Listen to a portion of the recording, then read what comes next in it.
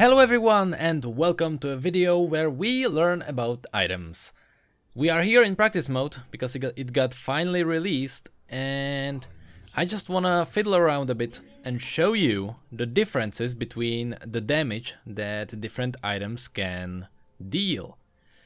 So we are going to try this on dummies because they actually show you DPS, or damage per second, and the total damage that you deal to them in a certain window, which means if I come close to him, if I hit the guy, you can see this little timer under his health, and when it disappears, that's pretty much like one cycle. So if I do a bunch of auto attacks and a single Q, and Thunderlord's proc, that is 125 damage total.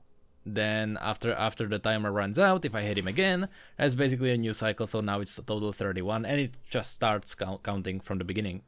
So what we're gonna do is, because you know that I play support Vel'Koz, so right now I have my normal build. I'm gonna reset the dummies. And I actually was surprised at some of the numbers in my build. For example, the core thing in my build is tier. Nothing changes about that because you just buy tier for mana. There's, no way you can actually test if mana is functional. The only thing that we could test is if it's better than the catalyst, because I'll show you something later on. But other than that, tier is just a core item. Nothing changes about that. But what I used to do in my build is that if I was really confident that I was going to win the lane, instead of Spell Thief, I would sometimes go Doran's Ring, and it would work. Now here's the weird thing. Let me level up to level 2 so that it is authentic. Sorry if I still cough from time to time. I don't know why I cough, but I do. Here is pretty much only damage from Q and W at level 2 with Doran. And we got Thunderlord with that. Now you can see it is 191.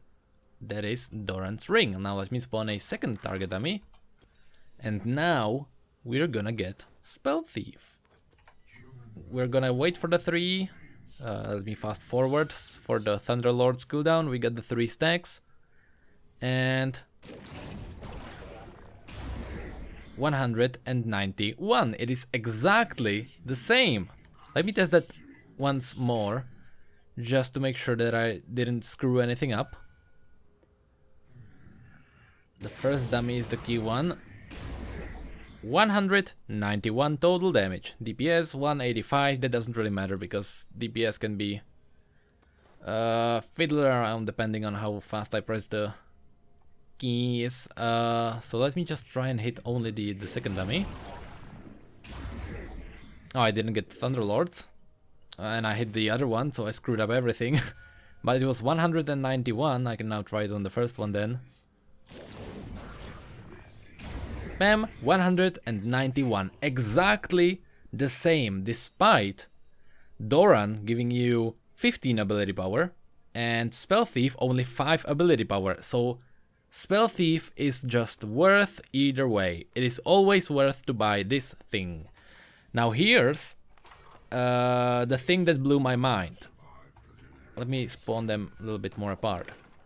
We got on one side, let me wait for the final stack. Right here. Again, hold on. How come it did more damage now? 197 this time. Huh, let me try that again. Again, excuse me.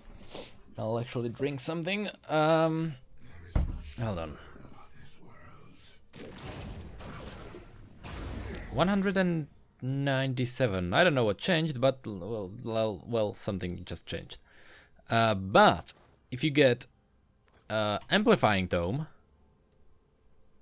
look at what happens now. It is exactly the same as Amplifying Tome. Now, hold on there. Something must have changed. I'm not sure if they change. They don't change resistance based on time.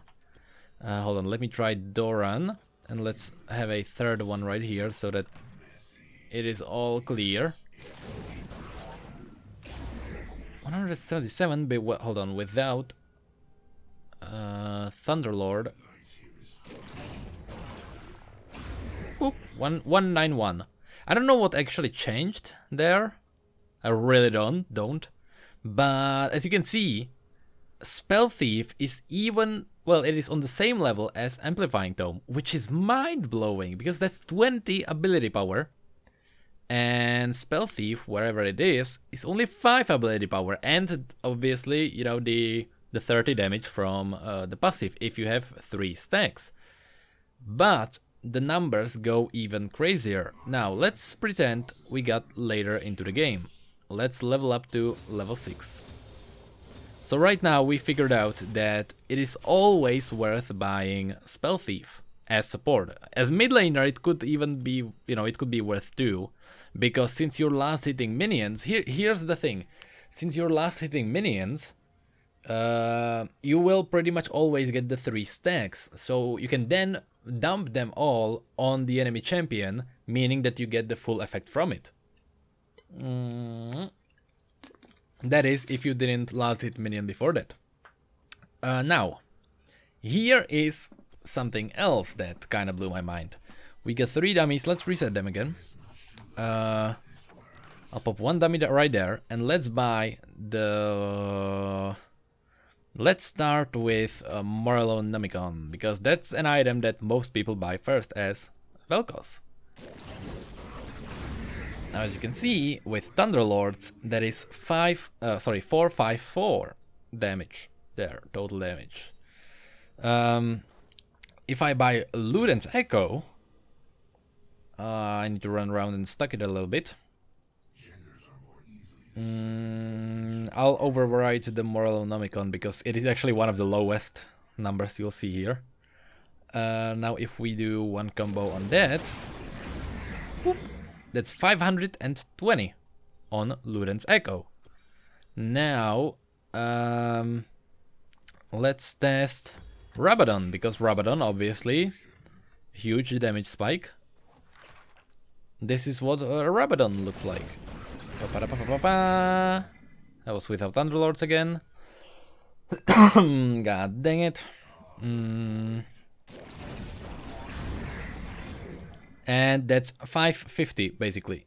And now we'll compare everything. We'll compare everything to Rabadon from now. So that's 550 is basically the base number. Now that was Rabadon and Luden's Echo. Now I want to show you something that really made me think. I was thinking, because Luden's Echo is basically worse than Rabadon by 20 damage, sorry, 30 damage.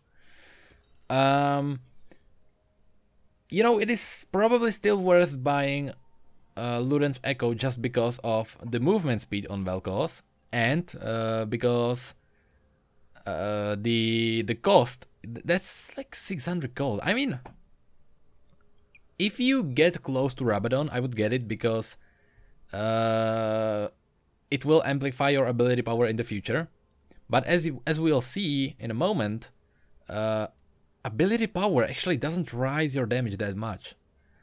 Let's go for another item. This time, let's go... I will show you what happens if you use Liandry's. This is the only thing that I am a bit, you know, sad that I can't test out, because look what happens. You can see that the number kinda gets higher and higher, and that is simply because they got 10,000 health, which means since they are slowed, that is 4% of their maximum health every second. So, you know, I can't run the numbers on Liandry's. What I can run the numbers on is, I really don't want to jump into the big surprise yet, but I guess I will. I'm thinking, like, I'll show you what Lichbane does. If you go Lichbane, that's really low damage, and even with the auto attack, you are not even on the level of Rabadon, and you are very slightly above Luden's Echo, but that is including the auto attack damage.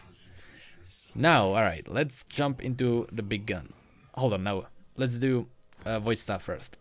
This is just Void Staff. I always thought that the magic penetration, the 35% magic penetration would be huge, because even these guys, they have 100 magic resistance. So getting this down to 75 magic resistance is, you know, the numbers are not, it's not that huge, the difference. I thought it would be way bigger. But for only, how much does it cost actually? For only 265, it's okay damage. If you're behind and you get Void Staff, you'll be fine with that.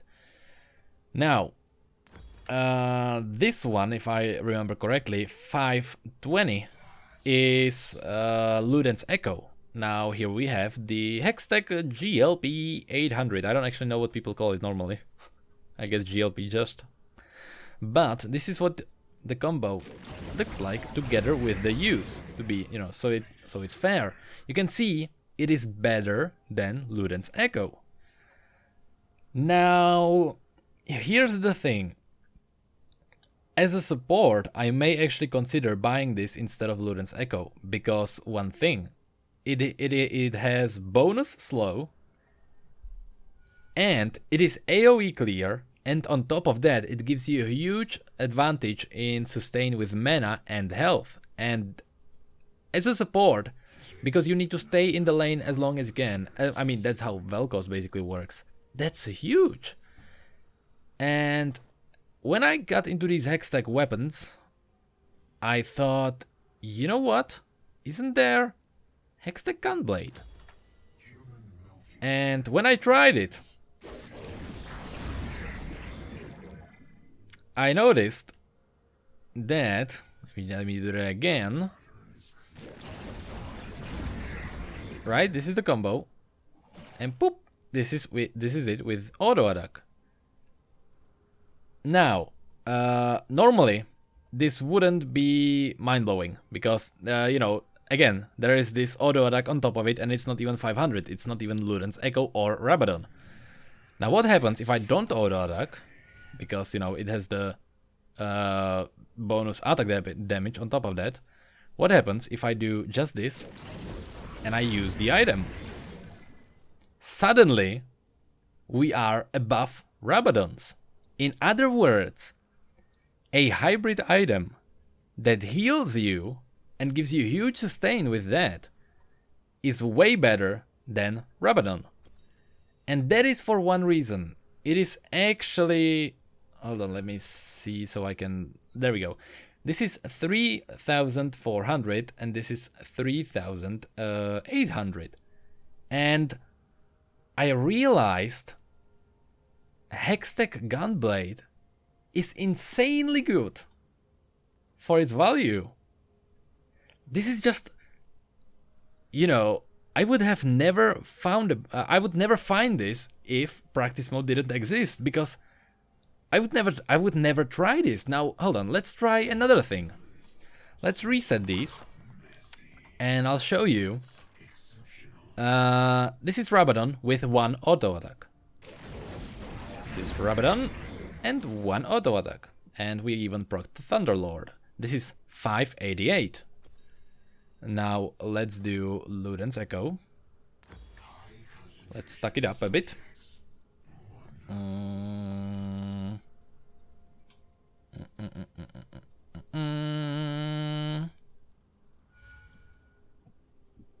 There we go, I burped as well. Nope, this is what I want. This is Luden's Echo with one auto attack. Bloop. 558, which is 30 damage lower. And here is Hextech Gunblade with one auto attack. Now remember, it gives me 40 attack damage on top of what it already does without any attack damage. So in Finale, what we have is, just compare that, right? You got 588 against 627. That is just absolutely beyond me. That Hextech Gunblade is way better than pretty much every other ability power item if you need raw damage. And you know, you could argue that Rabadon's death cap can actually amplify the damage from other items. Now, let's actually try that. Let's get 120 raw ability power from 2 rods, and let's get Rabadon. Sorry. There we go. Now let's reset it. I haven't actually tried this. I actually wonder what the outcome would be. Right, let's do this. And 1 auto attack. That is 800, let's say. Now, let's try Hextech Gunblade. Alright. Huh. So, the longer the game is, the more Rabadon becomes viable. Because that's 50 damage upgrade, but that is if I have, let's say, one other item. So Hextech Gunblade is insanely good early game, from what I can see, or from what I can read from the numbers. So let's try actually a few combinations. Let's try Morello. Let's try Morello and Gunblade. Let's reset this. This is Morello and Gunblade. Alright. 774. Now let's try this. No, let's try. Where is Morello? Totally lost him. And Rabadon. Now this is a second set. Now let me wait for the. Let me wait for Thunderlord. And 1 auto attack to be fair. Huh. Even with 1 item, Hextech is still better. And like Morello has 100 ability power, which is quite a lot. But when we had 120 before that, that was already a huge jump. Hold on, so what happens if I get the 20 ability power on top of that?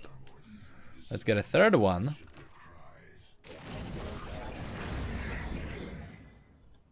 Oh, hold on. Did I forget to auto attack him? Because that's a huge damage difference. Let me get rid of that. Let me get Thunderlord. My nose is itchy. Sorry for that. Let's try this then. I think I forgot to auto attack him. That would make sense. No. Huh. What? Hold on, that's 88 ability power from that. If I get 1 dome, hold on, there is like a sorcery happening. I know I'm an AP mage, but that's insane. Right. No, that what? What? That's a huge damage difference. Now what if I get another one? Let's get a 4th one. I can have maximum of 4. Let me get. I'll just wait for it. It's like a few seconds. There we go. Ooh, that actually goes up really fast. That goes up really fast. So the question is, if you combine Rabadon and Hextech, the numbers should be insane.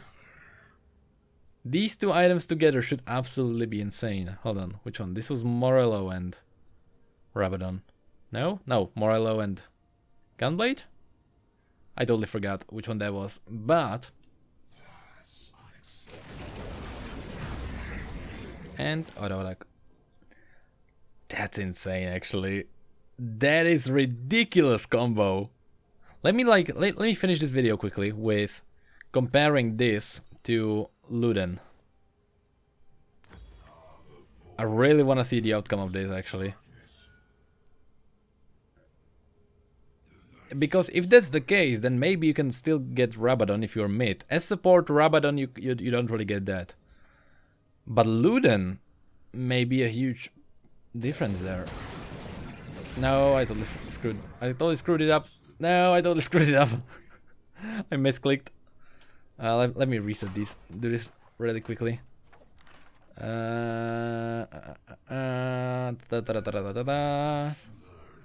Combo number 1.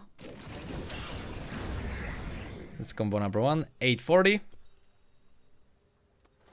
Combo number 2, I can already tell the difference is huge. Combo number 2. Pop, pop, pop, pop, pop. And that was without Thunderlord.